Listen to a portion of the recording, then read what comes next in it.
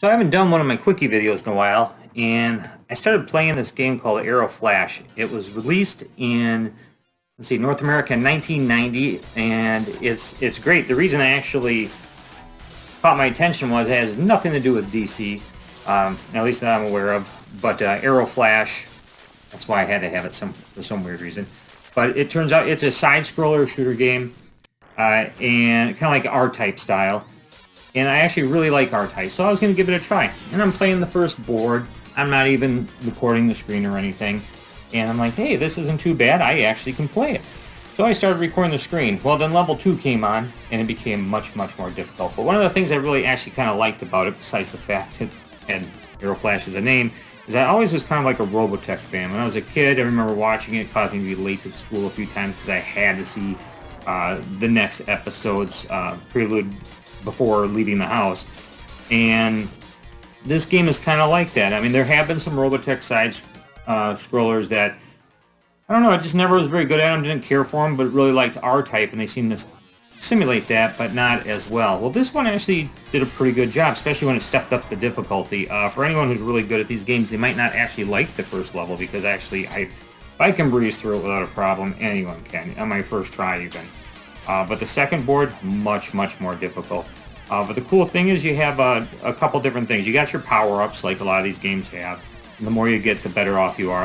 And the other cool thing is you have two modes. You have robot mode and jet mode, which is kind of like the part like Robotech or Macross. Macross? Yeah, I'm just going to call it Robotech because that's what I know it as.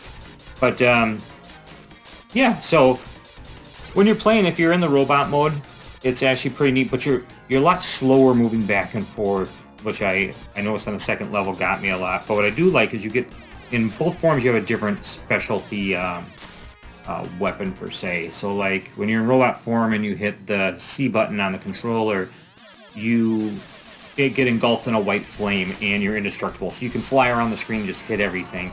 I even found that in robot mode, if I hit something right as it disappeared, it didn't kill me, which was kind of nice. In plane mode, not so much.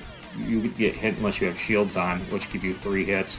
If you don't have shields on, you're dead instantly in plane mode. But with the plane mode, you can fly around a lot quicker, at least back and forth, vertically a little bit more as a robot. And as you're going, if you hit the C button, which is your special weapon button, it launches missiles across the whole board, just clearing out whatever there is. So it's good for those little tight situations where you're like, I'm just not going to get out of this, and you got to go. One thing I noticed is you can shoot their weaponry too. So like if a bullet or missile's coming across, I did notice that when I used that special key, it did take out theirs, or at times where I'm just mashing the power button or fire button all the way through, it's taking some out too. Especially nice when you get the add-on where it's an extra little ship that's following and shooting with you. Also, the heat-seeking missiles is a big bonus, especially on the second board. One of the nice things is when you do gather weapons and upgrades, you do take them with you to the next board. The downfall is when you die, though, you are back to just square one. I found right away on board number 2, for example, that they're not easy to kill the first so many enemies. So, in fact, I'll put that gameplay up there right here so that I'd be in robot mode, turn on the fire mode, and I just cleared everything out so I could at least get the special upgrade, so that way I at least have some kind of a fighting chance. But that board proved to be very difficult, which was fun. I mean, I'm not very good at games, but at the same time, I don't really want to do two of them either. But other than that, I found this was a really good game. If you like the R-type shooting games, especially the side-scrolling, I know some people like the vertical scrolling. I actually don't have a problem with those either. Big River Raid fan from the Atari days. Played that recently. Really no good at that. It was much better when I was younger. But yeah, the side ones have always been kind of a favorite of mine. And this is a good game. I actually really suggest it.